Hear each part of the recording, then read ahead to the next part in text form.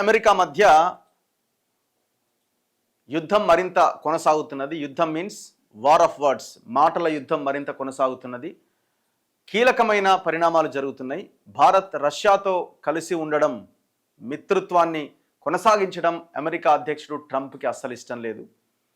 మీరు చమురు కొనుగోళ్లు రష్యా నుంచి ఎక్కువ మొత్తంలో చేస్తున్నారు, రష్యా నుంచి చేసుకోవడం ఆపేయాలి. మీరు రష్యాతో తెగదెంపులు చేసుకోవాలి, ఉంటే అమెరికాతో ఉండాలి, కానీ మా శత్రు దేశాలతో మీరు అసలు ఉండడానికి వీల్లేదని ట్రంప్ మన మీద ట్యాక్సులు వేస్తున్నాడు. అంటే మన ఉత్పత్తుల మీద. అమెరికాలో అమెరికా ప్రజలు కొనుగోలు చేసే భారతీయ ఉత్పత్తుల మీద 50% ట్యాక్స్ వేస్తున్నాడు, మొన్న ప్రకటించిండు. ఇది మరింత ముదురుతున్నది. భారత్ కూడా అంతే ఘాటుగా, అంతే ధీటుగా సమాధానం ఇస్తున్నది. ఇప్పటికే మోదీ ప్రభుత్వానికి మొన్న పహల్గాం దాడి తర్వాత ఆపరేషన్ సింధూర్ ఎందుకు ఆపారు, ట్రంప్ చెప్తేనే ఆపారని ఇండియా కూటమి పెద్ద ఎత్తున మోదీని అండ్ బీజేపీని టార్గెట్ చేసే ప్రయత్నం చేస్తున్నది. మోదీ ట్రంప్ ఇద్దరు దోస్తులు, అందుకే ఈ యుద్ధాన్ని ఆపారు అని. సో ఇది మరింత అంటే అక్కడ ట్రంప్ మన మీద ఒక రకమైన యుద్ధాన్ని ప్రకటించినా మనం సైలెంట్గా ఉంటే ఇంకా ప్రజల్లో చెడ్డ పేరు వస్తుందో ఇంకో ఏదేమైనా కూడా. సో ఇట్లాంటి పరిస్థితుల నేపథ్యంలో భారతదేశం కూడా, మన ప్రభుత్వం కూడా చాలా ధీటుగానే, ఘాటుగానే స్పందిస్తున్నది. రష్యాతో బంధాన్ని మరింత బలోపేతం చేసుకోవాలని డిసైడ్ అయిందట. మోదీ పుతిన్ నిర్ణయం, ఇరువురు నేతల ఫోన్ సంభాషణ, అమెరికా సుంకాల మోత వేళ కీలకమైన పరిణామం జరిగింది. భారత్తో చర్చల ప్రసక్తే లేదట, సుంకాల సమస్య తేలితేనే ట్రంప్ అంటుండు. అమెరికా అధ్యక్షుడు డొనాల్డ్ ట్రంప్ భారీ సుంకాలతో విరుచుకు పడుతున్న వేళ రష్యాతో స్నేహాన్ని మరింత బలోపేతం చేసుకునే దిశగా భారత్ అడుగులేస్తోంది. భారత ప్రధాని నరేంద్ర మోదీ శుక్రవారం రష్యా అధ్యక్షుడు పుతిన్కు ఫోన్ చేశారట. ఈ సందర్భంగా ఇరువురు నేతలు ద్వైపాక్షిక బంధం బలోపేతంతో పాటు పెట్టుబడులు, వాణిజ్యం, ఆర్థిక విషయాలపై చర్చించుకున్నారని ఢిల్లీ, మాస్కోల నుంచి విడివిడిగా విడుదలైన అధికారిక ప్రకటనలు తెలిపాయి.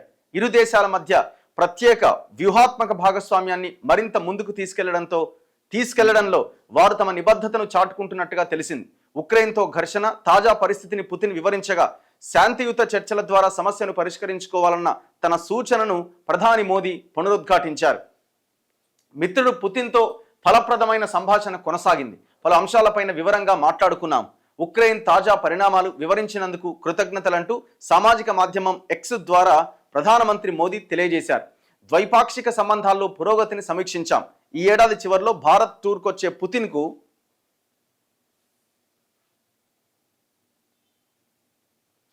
ఆతిథ్యం ఇచ్చేందుకు ఎదురు చూస్తున్నట్టుగా రాసుకొచ్చారు. ఇక్కడ సోషల్ మీడియాలో ఎక్స్లో పుతిన్ భారత్ టూర్ తేదీలపైన కసరత్తు చేస్తున్నట్లు మాస్కో టూర్లో ఉన్న జాతీయ భద్రతా సలహాదారు అజిత్ డోబాల్ వెల్లడించారు. దాని తర్వాత జిన్పింగ్, పుతిన్ మాట్లాడుకున్నారట. ఉక్రెయిన్ అంశంపై అమెరికా అధ్యక్షుడు ట్రంప్తో భేటీ కాబోతున్న నేపథ్యంలో రష్యా అధ్యక్షుడు పుతిన్ శుక్రవారం చైనా అధినేత షీ జిన్పింగ్తో ఫోన్లో సంభాషించారు.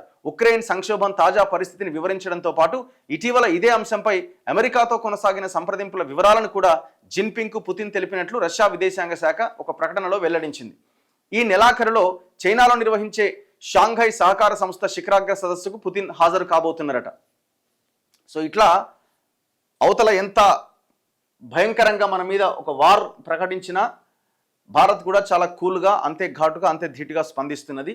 మేము రష్యాతోనే ఉంటాం, రష్యాతోనే మరింత మా బంధాన్ని బలపరుచుకుంటాం, అంతే తప్ప నువ్వు ట్యాక్సులు వేస్తున్నావని, ఇంకోటి చేస్తున్నావని నీకు తలొగ్గే అవకాశం లేదు అని భారత ప్రభుత్వం ట్రంప్కి ఈ ఫోన్ సంభాషణ ద్వారా, ఎక్స్లో మోదీ పోస్ట్ ద్వారా ఒక హెచ్చరిక జారీ చేసినట్టుగా కనబడుతున్నది. మరి ఇది ఎంతవరకు వెళ్తుందన్న చూడాలి. అసలే అవతల సైకో ఉన్నాడు. మరి ఆ సైకో 50%, 100% అంటాడా? ఎందుకంటే చైనా మీద ఇదే తరహా యుద్ధాన్ని ప్రకటించింది కదా, ట్యాక్స్ల యుద్ధాన్ని.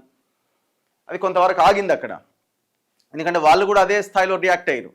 సో ఆ స్థాయిలో రియాక్ట్ అయితేనే మనోడికి ఏమైనా సెట్ అవుతుంది. ఇక మనం అణిగి ఉంటాం, వాడు బెదిరించినప్పుడల్లా మనం సైలెంట్గా ఉంటూ వెళ్తే ఇంకా రెచ్చిపోతూ ఉంటాడు.